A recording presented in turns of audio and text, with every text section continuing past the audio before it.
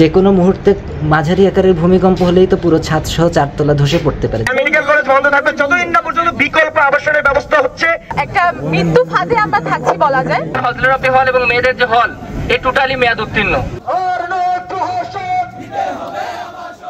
নিরাপদ ক্যাম্পাস ও আবাসন সহ 5 দফা দাবিতে অবস্থান ঢাকা মেডিকেল কলেজ শিক্ষার্থীদের।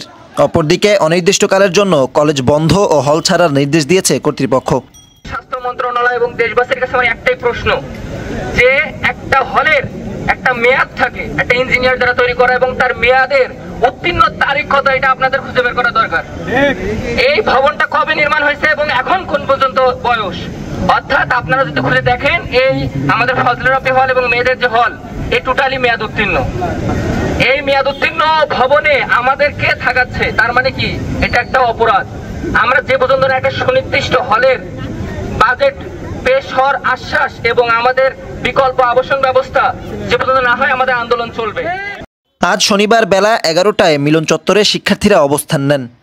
সেখানে নিরাপদ ক্যাম্পাস, আবাসন সহ 5 দফা দাবি তোলা হয়।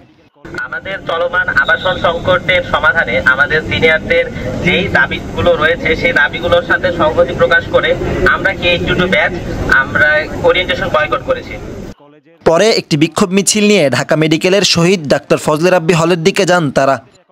আমাদের যেখানে সেখানে সিলিং ভেঙে পড়ছে, সিলিং খসে পড়ছে, একটা মৃত্যু ফাঁদে আমরা থাকছি বলা যায়। প্রথমে আমরা যখন মেডিকেল কলেজে আসি আমাদের প্রথমে 1 বছর গণরুমে থাকতে দেওয়া হয়। তো সেখানে যতজন স্টুডেন্ট তার অর্ধেকের হয়তো বা আবাসন একটা রুমে 30 জন থাকার জন্য হয়তো বা দেওয়া হলো, কিন্তু আদতে ওইখানে হয়তো 15 জনও থাকতে পারবে না। এমন রুমের মধ্যে আমাদের প্রথম 1টা বছর কাটাতে হয়। এই আবাসন সংকট, তারপরে সেকেন্ড ইয়ারে উঠেও হচ্ছে কি আমাদের রুম নিয়ে দৌড়াদৌড়ি করতে হয়। আমরা নিজেদের রুম তো পাই না, তারপরে হয়তো বা ইন্টার্ন ডাক্তার আপুদের সাথে আমাদের থাকা লাগে, অথবা এখনো কয়েকজন গণরুমে আছে এবং এখনো কয়েকজন রুম পায়নি। ঢাকা মেডিকেল কলেজের সেই ছাত্রাবাস ঘুরে দেখা যায় ছাদের ঢালাই, দেয়াল ও পিলারের পলেস্তরা খসে পড়েছে, যার ফলে শিক্ষার্থীদের বসবাস ঝুঁকির মধ্যে। এসব নিয়ে নানান অভিযোগ ও দাবি তোলেন শিক্ষার্থীরা।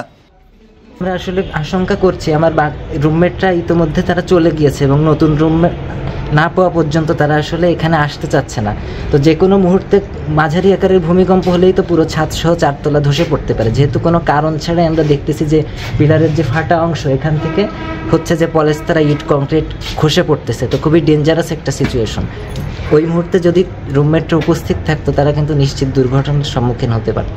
আমরা কলেজ অথরিটিকে জানিয়েছি, প্রিন্সিপাল স্যার বা ভাইস প্রিন্সিপাল স্যার তারা আমাদের সঙ্গে একমত, বাট আমাদের যে ঊর্ধ্বতন কর্তৃপক্ষ আছে তাদের যে সিস্টেমেটিক ওয়েতে তারা যে বাজেট পাসের কথা বলছেন বা তারা যেভাবে কাজ করতে চাচ্ছেন সেটা লং প্রসেস এবং তাদের যে দায়িত্বহীনতা এটার কারণেই আমরা আসলে ভুগতেছি।